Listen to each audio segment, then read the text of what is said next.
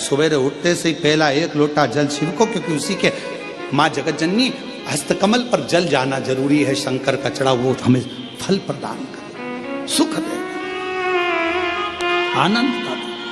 आज से नवरात्रे प्रारंभ हुए हैं, 9 दिन तक। ये गुप्त नवरात्रे के 9 दिन। अगर आपको ऐसा लगता है कि शिवजी आप बाबा मेरी नहीं सुन रहा, बहुत संघर्ष का जीवन चल रहा है, बहुत परेशानी का जीवन चल रहा है, बहुत कष्ट का जीवन चल रहा है और कोई मंजिल, कोई राह, कोई मार्ग दिख ही नहीं रहा, तुम्हारा कैसा भी दुख है, जो आज गुप्त नवरात्रे प्रारंभ हुए हैं, आज से 9 दिन तक का एक नियम ले लो गुप्त नवरात्रे में कि मुझे शिवजी के मंदिर में अशोक सुंदरी वाली जगह पर एक बेलपत्र माँ हेमवती माता के नाम से, कौन सी माता?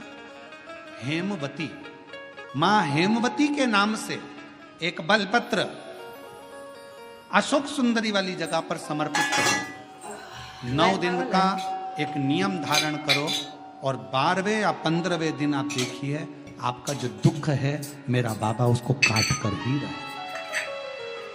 गुप्त नवरात्रे जो आज से प्रारंभ हुए हैं, गुप्त नवरात्रे का ये गुप्त नवरात्रा है। इस नवरात्रे में हेमवती माता का स्मरण करना, एक बेलपत्र का पूजन करना या एक बेलपत्र के वृक्ष के नीचे आप 9 दिन तक भी, अगर मंदिर तक भी नहीं जा सकते, मंदिर में आप बेलपत्र रखने नहीं जा सकते, तो आपके घर के आंगन में, द्वारे पर, बगीचे में, आपके घर के आंगन में, द्वारे पर, बगीचे में, आपके घर के पास अगर कोई बेलपत्र का पौधा है, वृक्ष है, उस बेलपत्र के वृक्ष के सामने एक बेलपत्र का पत्ता रखकर भी अगर आप उस पर जल चढ़ा रहे हैं या पूजन कर रहे हैं हेमवती माता के नाम से, तो उसका फल आपको मिलेगा। और मान लो बेलपत्र का वृक्ष भी नहीं है, हम मंदिर भी नहीं जा सकते, हम कहीं नहीं जा सकते, घर से बाहर कैसे निकलें? पानी तेज है, जलवृष्टि हो रही है, बहुत सा पानी है, तो क्या करें? अपने घर में जो शिवलिंग है, तुम्हारे घर में अगर जो शिवलिंग है, तुम्हारे घर में जो शिवलिंग विराजमान है, उसी शिवलिंग के साक्षी में, सम्मुख में भी अगर हेमवती माता का नाम लेकर अगर एक बेलपत्र समर्पित करोगे 9 दिवस तक, तो उसका फल मिलेगा जरूर, उसका फल मिलेगा। फिर से बोलो, कौन माता? हेमवती। कौन है ये? शिव महापुराण की कथा कहती है जब माता पार्वती जी हिमालय राज के घर में प्रगटी और हिमालयों की कंदरा में बैठकर मां पार्वती जी तप साधना में लीन हुई। जितनी परीक्षा भगवान शंकर ले सकते थे, शिव जी ने सारी परीक्षा ली। ब्रह्मदेव परीक्षा लेने आए, भगवान नारायण परीक्षा लेने आए, इंद्रदेव आए, सप्तऋषि आए, सारे साधु संतों को परीक्षा लेने भेजा, पर मां उन परीक्षाओं में पास होती चली गई। तब भगवान शंकर ने दर्शन देकर कहा, पार्वती आज से तुम्हारा नाम हेमवती रहेगा। सुनो पार्वती, तुम्हारे इस नाम की आराधना जो तुम्हारे गुप्त स्वरूप में करेगा, उसको मनवांछित फल की प्राप्ति हो जाएगी। और वो फल, आज कथा अगर प्रारंभ हुई है और आप लोगों को मौका मिला है, तो इस कथा का स्मरण अपने जीवन में जरूर करें। और आप सबको मालूम होगा 4 नवरात्रे होते हैं। उन 4 नवरात्रे में 2 नवरात्रे गुप्त माने गए। पत्र आता है जो आज से प्रारंभ हुआ है, कहते हैं अगर कोई स्थिर होकर एकांत में बैठकर भगवान शंकर के नाम का मात्र संबोधन श्रवण कर लेता है, सुन ले, गुनगुना ले, शिव को याद कर ले, तो कहते हैं शिव और शक्ति की दोनों की कृपा उसके ऊपर बनी ही रहती है। 2 गुप्त नवरात्रे होते हैं, थोड़ा ध्यान देंगे। 2 गुप्त नवरात्रे होते हैं। एक गुप्त नवरात्रा यही माघ के महीने में आता है। श्रृंगी ऋषि ने इस गुप्त नवरात्रे का बड़ा वर्णन किया। श्रृंगी बाबा ने इस गुप्त नवरात्रे के बारे में बहुत कुछ बताया, बहुत कुछ।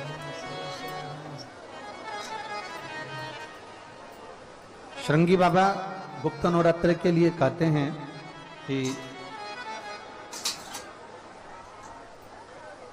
अगर इस गुप्त नवरात्र के अंतर्गत 9 लाल फूल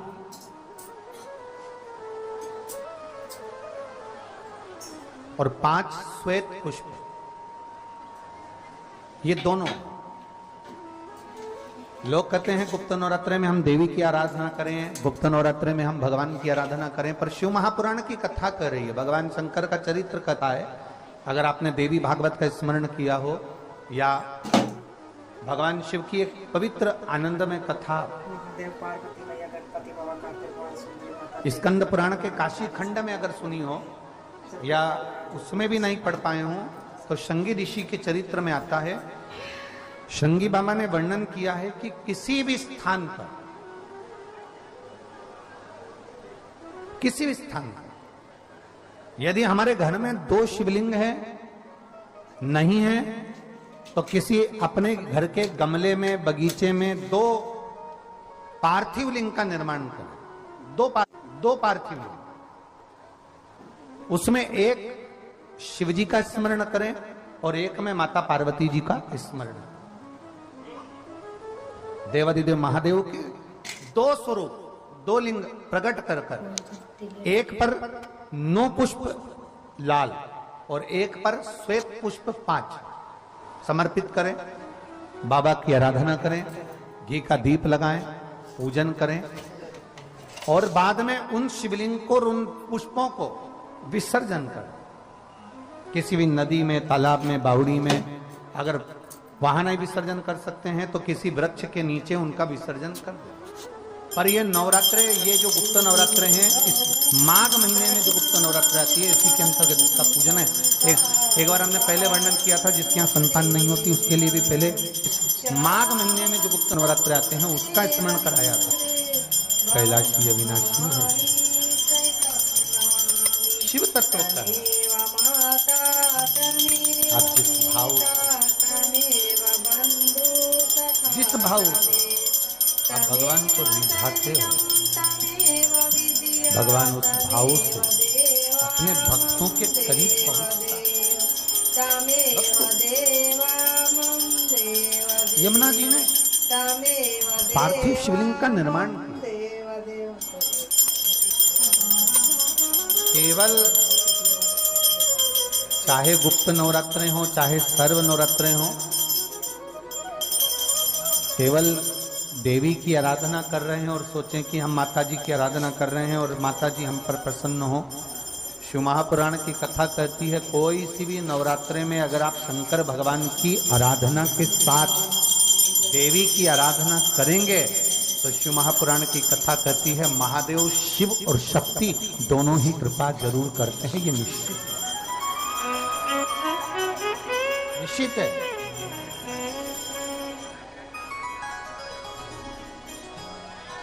केवल एक शिव की आराधना कर लेना या शक्ति की आराधना कर लेना, हम शिव और शक्ति की दोनों की आराधना एक साथ करते, हम शिव और शक्ति की दोनों की आराधना,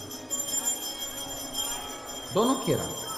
और हम तो दिन भी मौका लग जाए कभी नवरात्रे पड़े, चाहे गुप्त नवरात्रे हों, चाहे संपूर्ण विश्व को ज्ञात क्षेत्रीय और कुमार के नवरात्रे हों, हर नवरात्रे में आप एक विशेष ध्यान रखें प्रत्येक नवरात्रे में कि हमें शंकर भगवान के शिवलिंग की पूजन करना। और एक और बात समझ लें, 2 शिवलिंग का निर्माण नहीं भी कर सकते हैं तो एक शिवलिंग का निर्माण करें और उस शिवलिंग के पास में ही एक छोटा सा मिट्टी का ढेला रखकर मां जगत जननी जगदम्बा का भी पूजन कर सकते। आपको नहीं बनाना 2 शिवलिंग, तो एक शिवलिंग, एक मिट्टी का थोड़ा सा। ऐसा नहीं है कि मेरी माता दुर्गा भवानी पिंडी के रूप में नहीं पूजाती है। अगर मेरी माता पिंडी के रूप में नहीं पूजाती तो वैष्णो देवी में 3 पिंडियां विराजमान नहीं हो पाती। जितने जितने शक्तिपीठ हैं, आप प्रत्येक शक्तिपीठ में दर्शन करने के लिए जाएंगे तो वहां पर भी आपको पिंडी का दर्शन होता ही है। प्रत्येक शक्ति, ऐसा नहीं कि मेरी मां पिंडी के रूप में फिर पूजाती नहीं है, वो भी पूजाती है। आप जिस भाव से भजेंगे, जैसे हम कहते हैं हमारे शहर में, हमारे सीहोर नगर में कुबेरेश्वर धाम कंकर शंकर की भूमि है, मतलब वहां जो गया है वो कंकर शंकर की आराधना करने के लिए गया है, कंकर शंकर की पूजन करने के लिए गया। आपके घर में पितृदोष है, आपको ऐसा महसूस होता है, आपको लगता है, तो किसी भी नवरात्रि के पहले जो अमावस्या पड़ती है, गुप्त नवरात्रि, तो अंदाजा लगाइए, तो जिस दिन अमावस्या रहे उस दिन चावल की कटोरी में एक कपूर का टुकड़ा रख दीजिए, छोटा सा, और कपूर का टुकड़ा रखकर उस कपूर को दरवाजे के बाहर कटोरी में ही, चावल रखी हुई कटोरी में ही उसको पितरों का स्मरण कर कर जला दीजिए।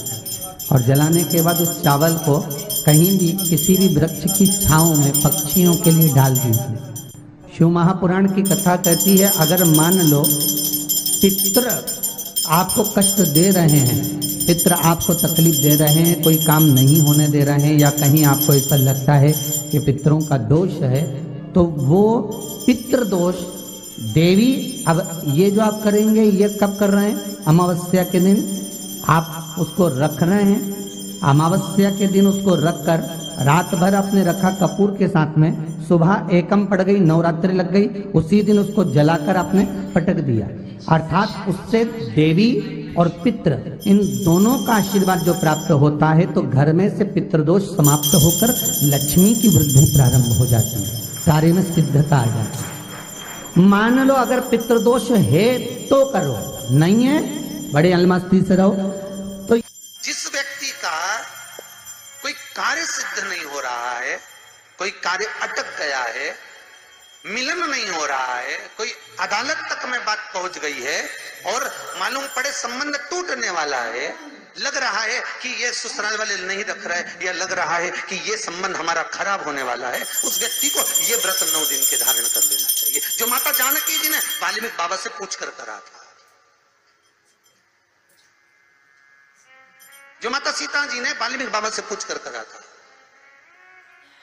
तो वाल्मीकि बाबा ने कहा, जानकी अये सीते सुनो, एक व्रत है, एक उपवास है, एक व्रत है, एक साधना है, अगर वो तुम कर लोगी 9 दिन तक, तो ये पक्का है कि तुम्हारे पति का दर्शन तुम्हें हो जाएगा, तुम्हारे पुत्रों को भी तुम्हारे पति का दर्शन हो जाएगा, उनके पिता का दर्शन।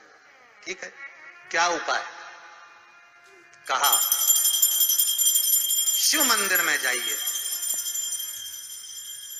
पहले दिन